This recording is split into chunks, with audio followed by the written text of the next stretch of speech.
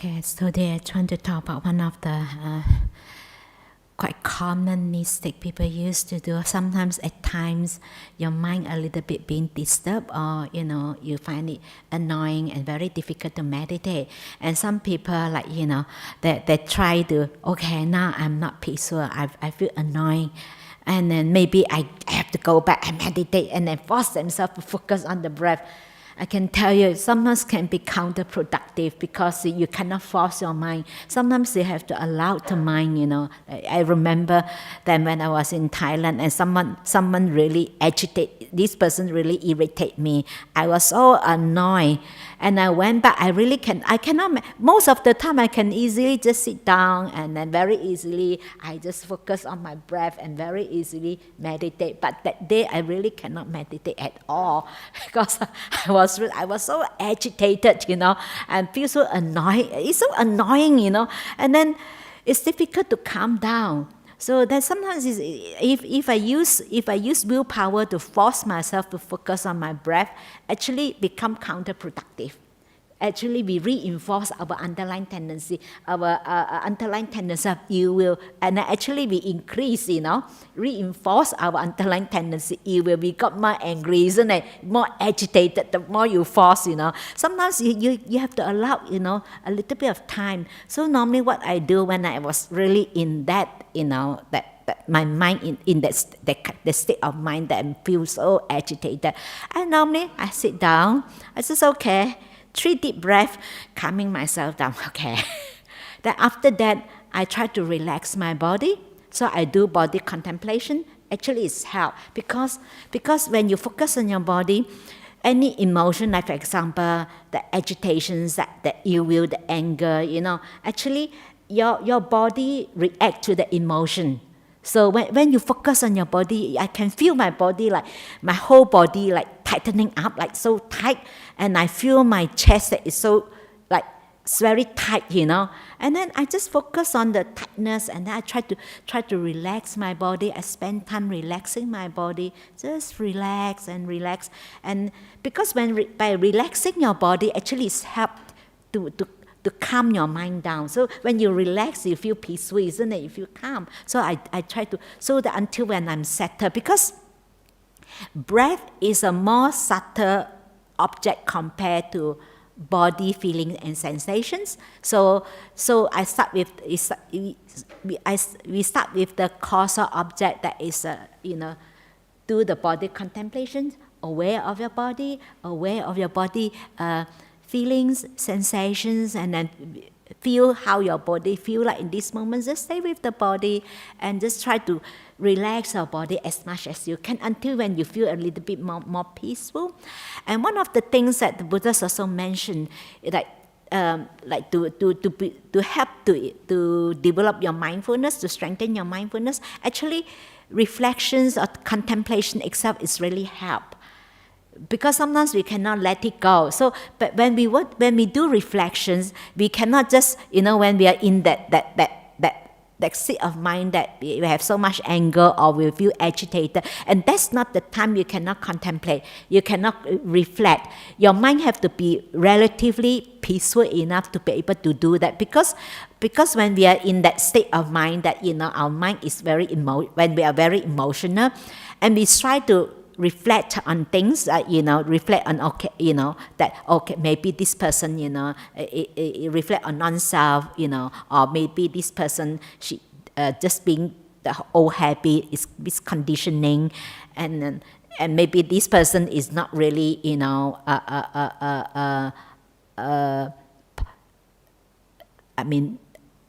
do it deliberately, And then when you do that, actually, when you're in the state of mind that you're being very agitated, actually it's not reflection.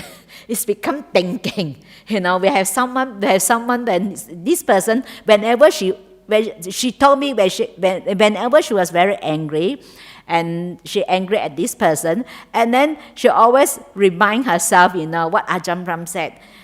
Don't water the weeds, water the plant. Then she sit down, she sit there. Don't water the weeds, water the plant. Then she feel better. But then, actually she didn't know that actually she reinforcing her anger. She didn't know. She'd been doing it for a while. Until one day, she was really quite, she really flared up that she find it very shocking that she did that, because she really shouted at the person over thing that is really very trivial. It's not something that is serious. But she was so shocked that how come she cannot control her emotion and she cannot control her anger, that she shouted at that person over thing that is just very minor thing.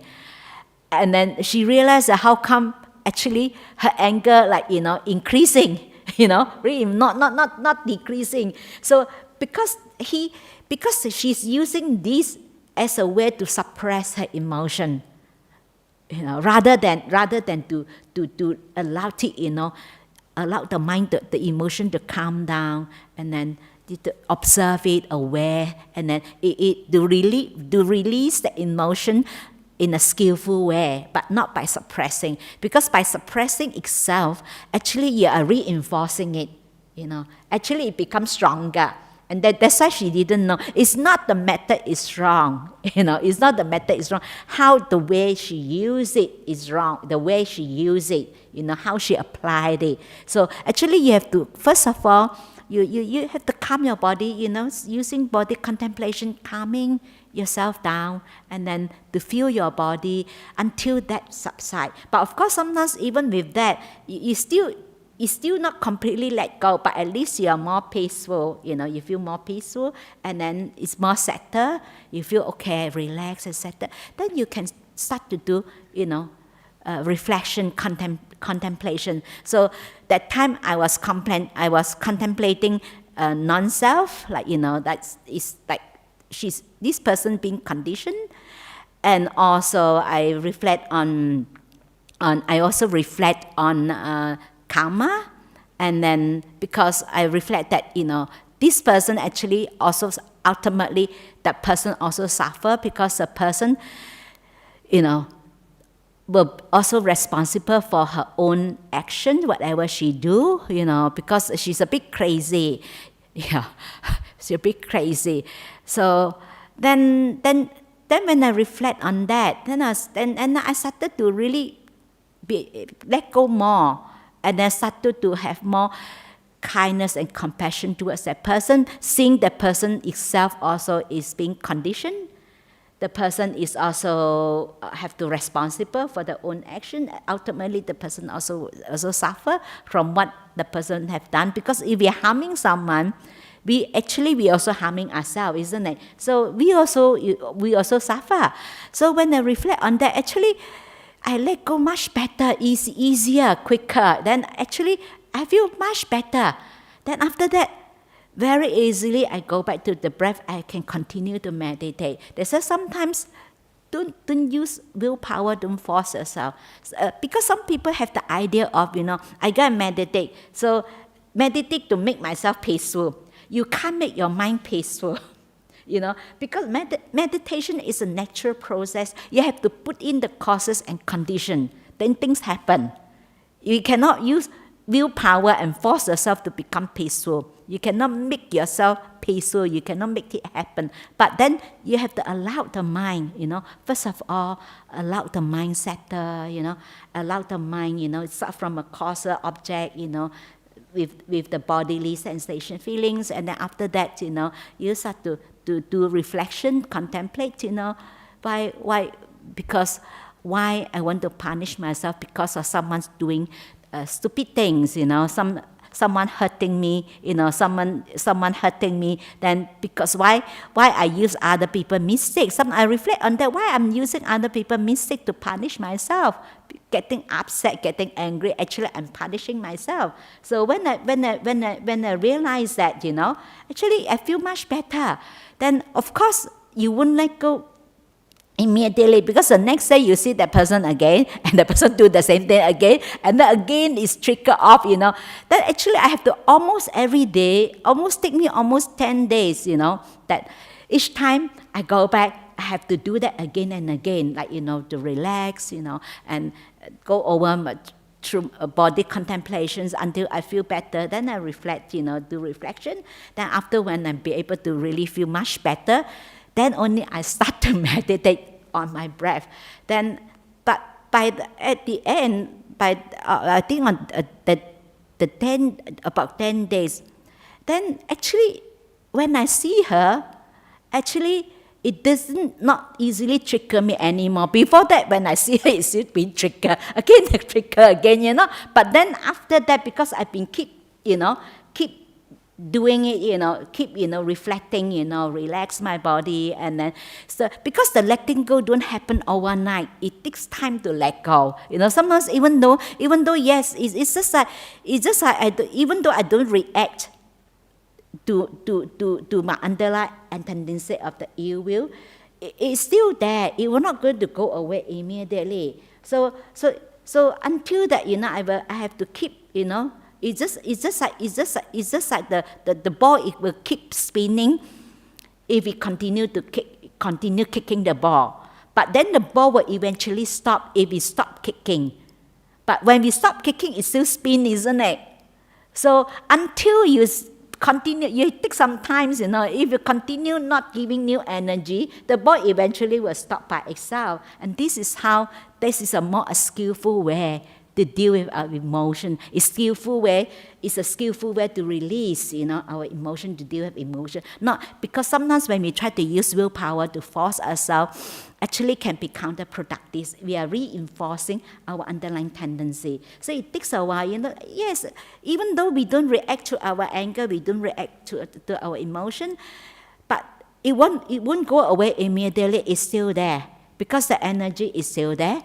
So if we're continuing, over a period of time, we not reacting, eventually the ball, getting slower because we stop kicking the ball. We stop kicking, and then eventually it spins, stop by itself. This is how it works, We cannot use willpower to try to force ourselves, to let go. No, to let go of, being annoyed and pick up and to try to make ourselves peaceful. We can't, That's why we have to put in the causes and conditions. We cannot use willpower and force ourselves to focus on the breath. Then until when we feel really, peaceful, calm, then only we start to go to our breath. Because breath is a more subtle object. And then that will work. But never ever try to force yourself to try to make yourself peaceful, because I'm not peaceful now. I'm angry now. I'm agitated now. So I have to make myself peaceful. I can tell you it will be counterproductive. Instead of you reduce your defilements, reduce your anger become weaker. Actually, it become stronger because you are reinforcing that underlying tendency. So this is for today, and we can start meditating. Okay? So just a reminder, the introduction to meditation class, they mentioned that they meditate until 4:15. If those leaving at 4, make sure you don't make any phone call in front of the room, the shrine next to it, because they say sometimes people stand right in front and making phone call. So this is just a friendly reminder. Okay, we can start meditating. Okay.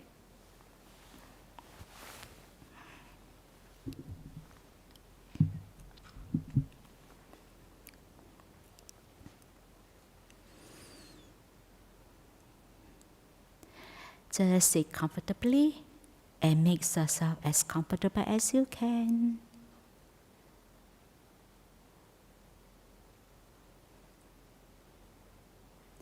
Just relax your body.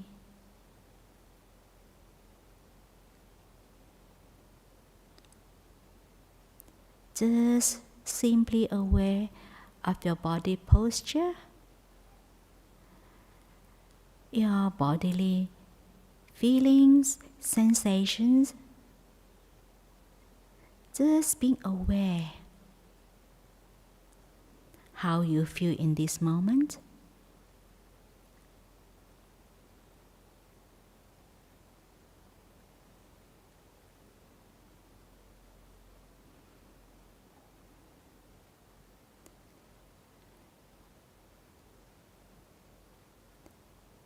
observing and acknowledging with awareness what is happening in this moment.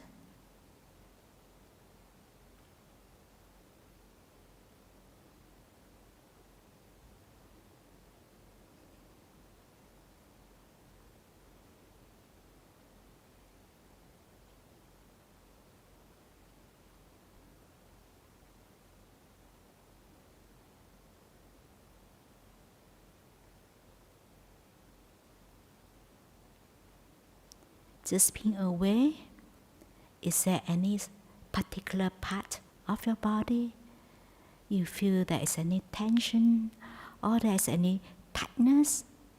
Just try to relax.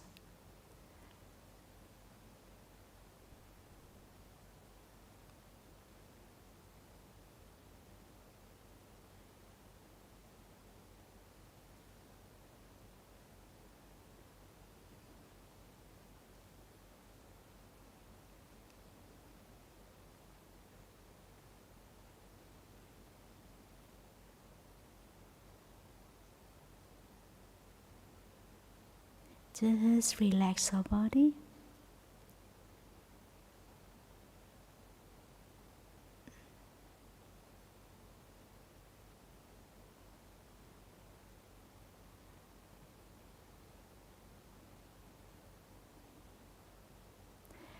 As your mind be able to really settle in,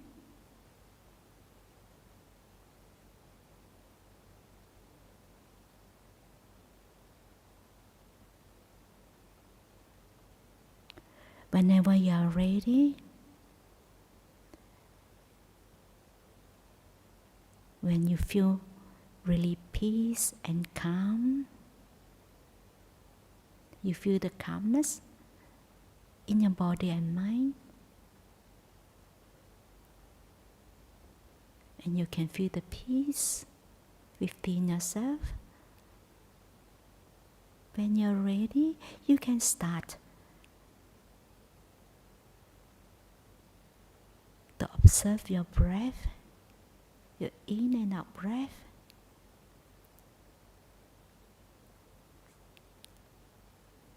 Remember not to rush into observing your breath until when you're ready,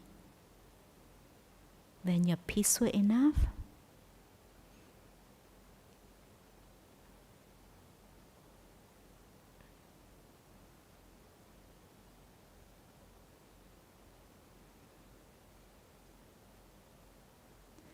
When your mind becomes peaceful, it's very easy to observe the breath, and it's very obvious, and you don't have to look for the breath. It's always there.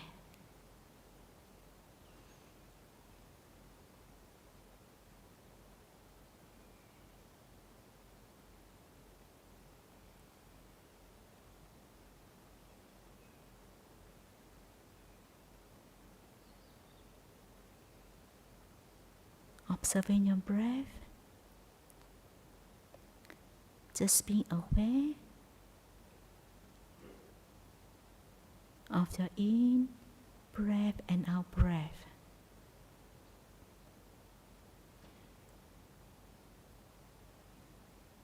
If you notice that your mind being carried away,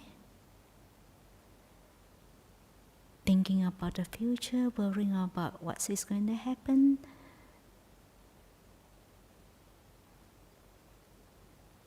not to entertain those thoughts,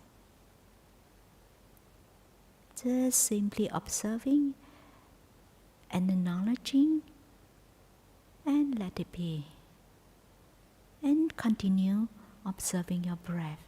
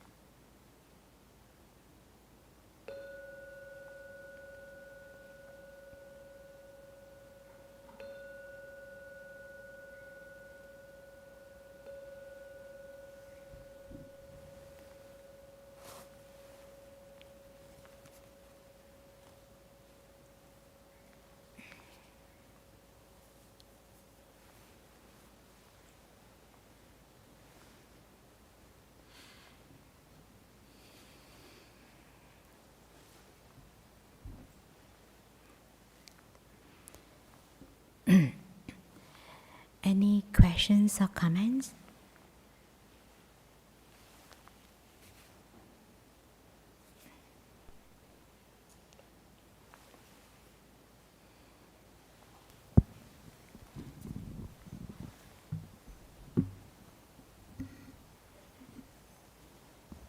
Okay, thank you. Okay.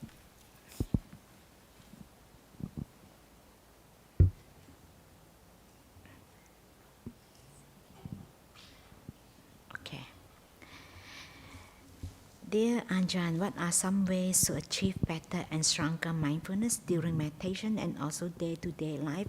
And also how do we stay with restlessness in meditation? So first of all, to strengthen our mindfulness during meditation, day-to-day life is also important because because a lot of people think that I meditate, then all I need to do, I just then they neglect how you live is important. That's why it's important to try to apply present moment awareness in your daily life. Whatever you do, try to be a lot of people misunderstand what is a present moment awareness. I know someone, they say, "Oh, I'm only live in present moment, so I don't care. I'm not working, and I have no saving and nothing because I only live in present moment." Actually, what we means present moment, actually wherever and then people think that, oh, if I live in present moment, I can't plan, I can't work. You can work. You can be fully here whatever you do. That is present moment. Whatever you do, you are fully here. It sounds like very easy. It's not easy, isn't it? Most people, while they're doing dishes, the mind go all over the place, the mind thinking of something else. This is how you train your mind to be more focused, be with what you are doing. You need training every day, whatever you do. Actually, throughout the whole day is a practice. Even you're doing, whatever job you're doing, you just fully here, focus on what you're doing. And that, strengthen your mindfulness, is help. Because the reason why we cannot focus because our present moment awareness is not fully established. That's why in this Anapanasati, the Buddha mentioned, before you sit down and meditate, you do the breath meditation. So your present moment awareness have to be fully established, because you can't really, if you don't have your present moment awareness, and then it's very difficult you be able to stay with the breath. Your mind will always wander off. That's why you have to, day-to-day life, you train yourself. Whatever you do, it's okay. Sometimes even when you're doing something, your mind wander off. All you need to do just to aware that your mind wander off, and you just continue, come back. Over a period of time, little by little, you'll be able to stay with the object, be able to focus, much longer, and then your mind don't wander off so easily. And it will not happen overnight. You need training. And they said, and how do we stay with restlessness in meditation? One of the reasons that we are being restless because of we are not happy, we are not content, we want something else. The mind constantly looking for something else. They say something is important in your daily life. They say it's all, it's not before. How we live our life before we sit on the meditation, that is really important. Develop gratitude, always grateful. Then when you're content, when you sit down, sometimes remind yourself it's good enough. Because sometimes you always, one of the common asked question, frequent asked question, when someone you ask me, oh, now when I start to my mind become more peaceful, more I settle in, then how can I make my mind, what is my next step? How can I make my mind more peaceful? I said, no, next. I said, because the moment you think of, what is the next, actually you're no longer present. Your mind already not with your breath anymore, you just stay with your, and then because the reason why very difficult to stay with our meditation object, because of our present moment awareness is not fully established. That's why it's important that in daily life, if whatever you do, you practice present moment awareness, try to be really, whatever you do, you be with what you're doing, and then when you come to sit in meditation, it's much easier, because this is this is also a way to help you to strengthen your mindfulness. And another way to strengthen mindfulness is also being someone virtuous, keeping precepts. Because when we keep precepts, we are someone being virtuous. We practice not harming. So then we become more aware of our bodily action, what we do, will my behavior or my action, what I said, what I do, is it going to cause suffering to others? Is going to affect others?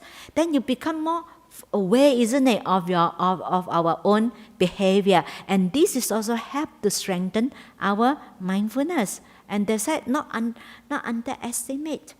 Keeping precept is actually help you to develop your mindfulness, because you become more aware of how our behavior, whether whatever we do, is it going to cause any suffering to others? Is this going to harm others? You become more aware, and this also help to strengthen your mindfulness. They say it's important to live a good life, being a virtuous person.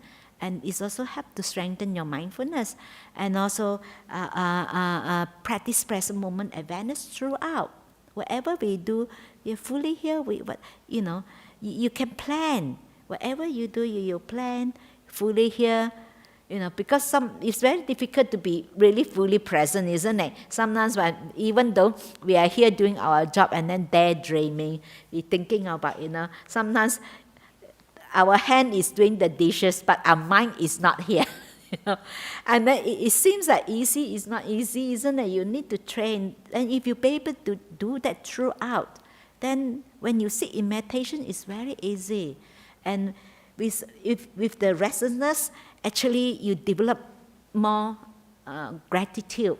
Then because it's not content, so then when you see it's good enough, peaceful is good, peaceful, because sometimes because we are not content, so we want something more, and also the mind is not happy.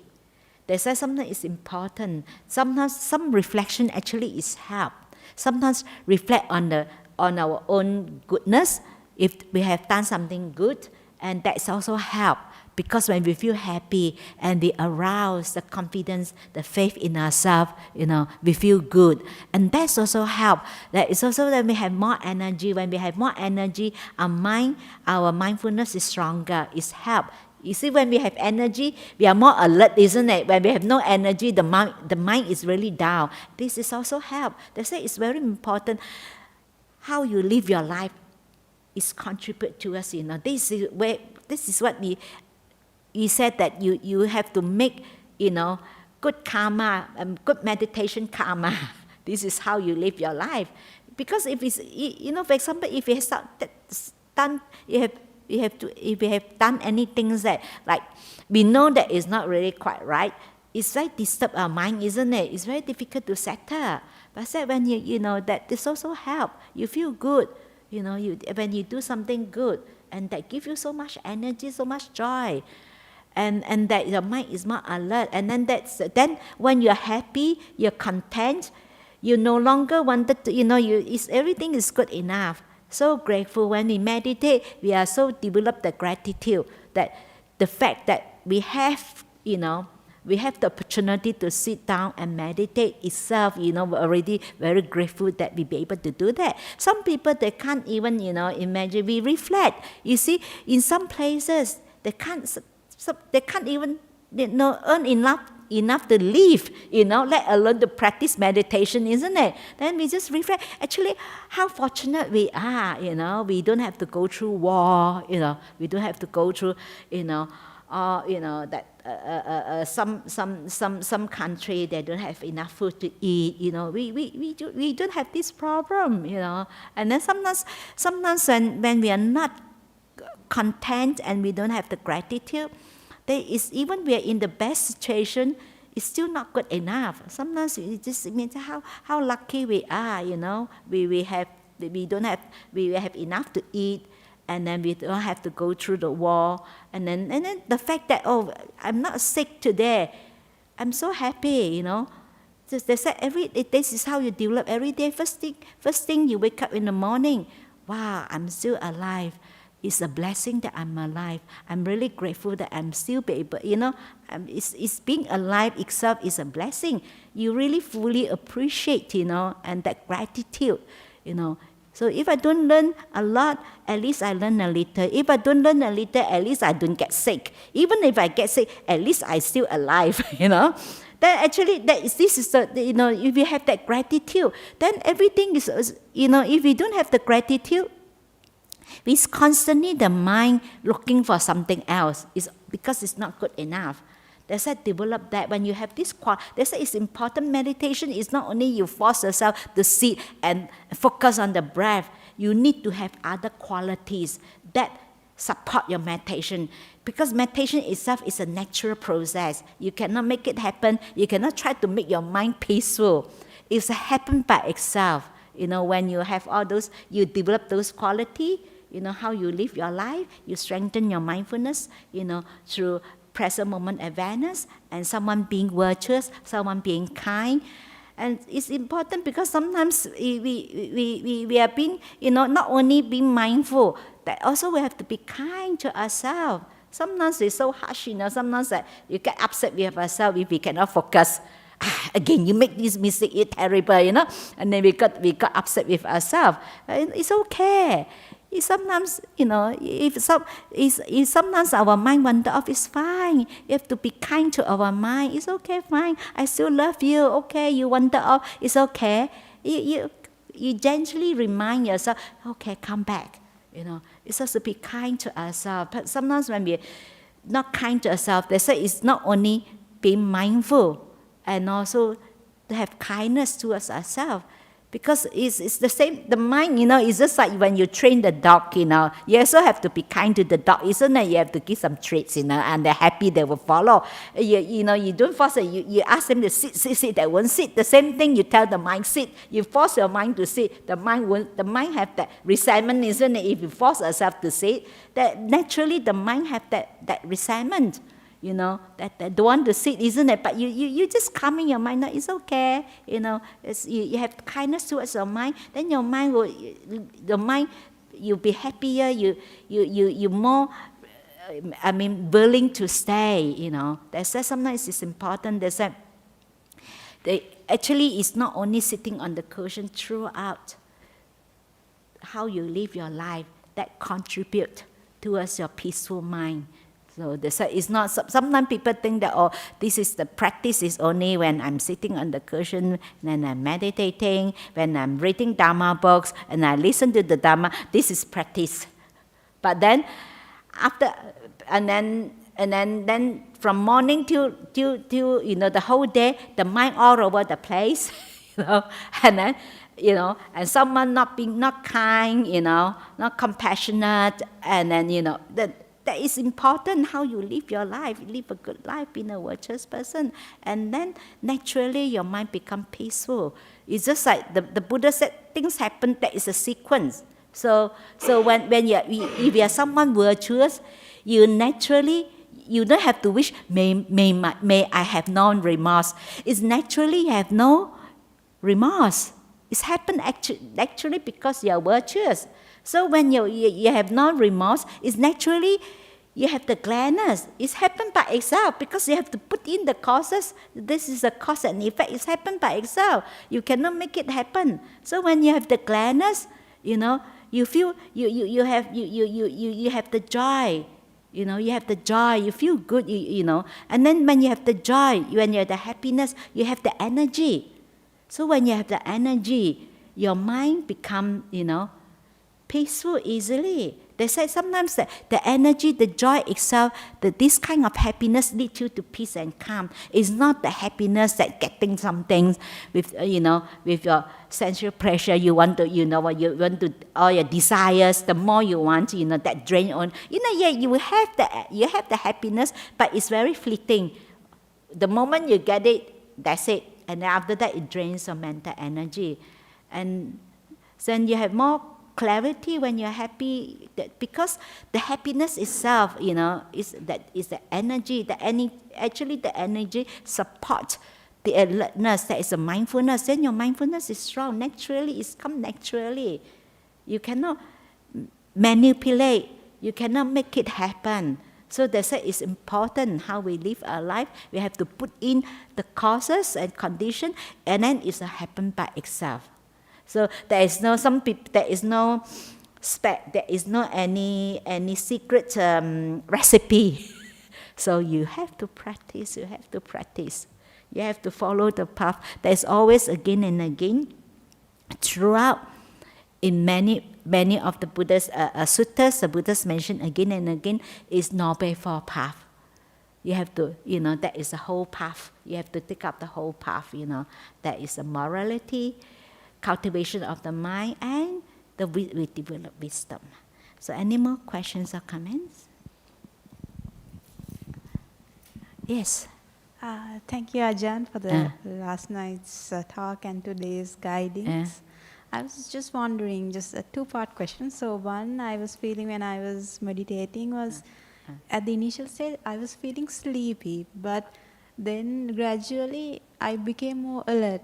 This like just letting myself to like wander off to my sleep and then becoming aware a part of like gradually coming into meditation. Does it naturally happen, or? Yeah, because sometimes, because you're aware that, it's sometimes when you feel sleepy because of, sometimes when your mind started to calm down, and then breath naturally become more subtle. And your breath become more subtle, and sometimes your mindfulness is not that strong. So then you're a bit like, because the mindfulness, the breath is more subtle than your mindfulness. Then you drift a little bit. But then sometimes you when you're aware of that, then actually that is more like the awakening, because you're aware of that. Then your mindfulness come back, and then you go back to breath again. That is no worry, it's okay. It's also sometimes happen. Sometimes it's not. Sometimes when you're tired, it's also that will happen.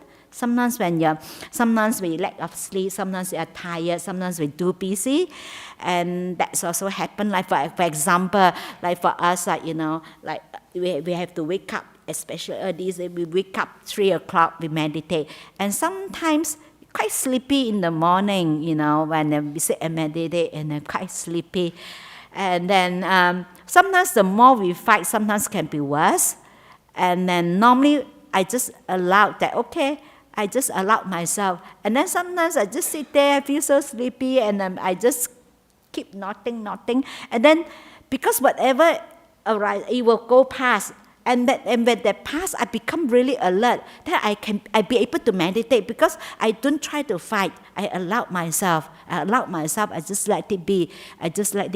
Because sometimes the more you fight, actually you drain more mental energy. Because sometimes morning, maybe, you're just sleepy, So I allowed it. Then after that, I'll be able to really meditate, and very peaceful, very nice. When unfortunately I have to stop meditating. That I'm really, when I start to enjoy my meditation, so peaceful and happy, then my alarms goes off. I have to go for breakfast. I have to go and do morning chores and breakfast. It's okay. I know one of my friends that fight so much. When she's sleepy, she forces herself not to fall. She forces herself so much that she tend to walk on those stones so that keep her awake. Or sometimes she walk to the end, she go to the wall, she knock her head so that she keep herself awake. But then she's very controlling. Then she very controlling, she tried very hard to meditate, and then to some point, because of she tried very hard, and she got quite sick. She got very bad headache. We call it samadhi headache, People try too hard. It's very tough. I have one of the lady I met her in Thailand, and she told me that she went for a retreat, and then every day the meditation teacher will announce, today how many percent people got nimitta? 80%, but 80%, but I'm not one of them. That maybe I don't try hard enough. So she tried and sit and meditate. She tried very hard to focus, and then she had started to have chest pain. Chest so painful. Then still no nimitta. Okay. Then she tried even harder until she cannot breathe. Too tight.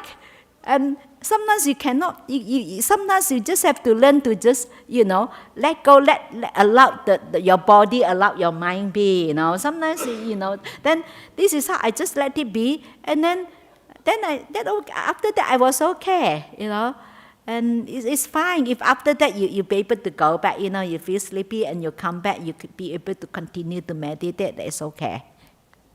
Thank you, Ajahn. Yeah. Because you're being kind to yourself. You're not being so harsh on yourself. And she's really, and then I remember at some stage she was so sick that she cannot meditate. She tried so hard. At some stage her meditation go quite good, and don't know, and because at some stage her meditation go quite good. And then she be able to recollect her past life, and then she said, "Oh, I want to get enlightened this lifetime." She wants to get enlightened. So then, of course, she wants it. You won't get it, And she didn't see that this is you don't want to be. Actually, is one thing not. She's still wanting not to be, and that's why there is craving. The more you crave, the more you don't get it, because when you crave, your mind move. Your mind move because you want something else. Your mind move. Then your mind very difficult to settle because of the craving, the desires is undermined. The peace, the mind cannot become still. That is undermine the peace of mind. Yeah, that's why. Yeah. Sometimes have to be kind to ourselves. Sometimes you let it be. It's happened. I let it be. I just knocks it there. There is also in one of the suttas also, when the Buddha go past and see this guy very controlling and very in a perfect posture, like this. I know some people when they control their body posture, some people ended up got very bad back pain, and then they really injured their back, and I know someone that still for the physio said takes about 9 months to recover because it controlled the body, tried to sit like this, and then actually that she injured her body through sitting in meditation. Because it controlled the body, and then the Buddha gone past. The Buddha said, "Oh, this one no." His meditation is no good, not doing well. And then initially, when Ajahn Brahmali, we talk about these suttas, initially I thought he was joking, but actually it's truly, we have this in the suttas, and then the Buddhas went past the other monks, sit there, he's sitting like this. like he says nothing, the nothing monk, nothing. Then the Buddha said, "Oh, he's good because he relaxed, he let go." He said his meditation is good. This is how we tend to judge, isn't it? You don't have to have perfect posture as long as you're comfortable enough. It's okay. You feel comfortable, because imagine you have constantly tried to control your body posture. You're not focusing on your breath, isn't it? You can't constantly your mind is with your body, control your body, so you're not really, focusing on your breath, and then perfect posture, so don't have to have perfect posture. I even know some meditation teacher, they want the student to see full lotus. Full lotus and meditation is better. I know someone even in her 60s, she be able to sit full lotus. I said, you have to sit full lotus, then only you can meditate. Your meditation only good when you're full lotus. Then I was thinking, what happens if people can't sit full lotus, they cannot meditate? I know some people, I don't know, people have all sorts of very strange ideas. The Buddha never said that you have to sit in full lotus only you can meditate. The Buddha never said that.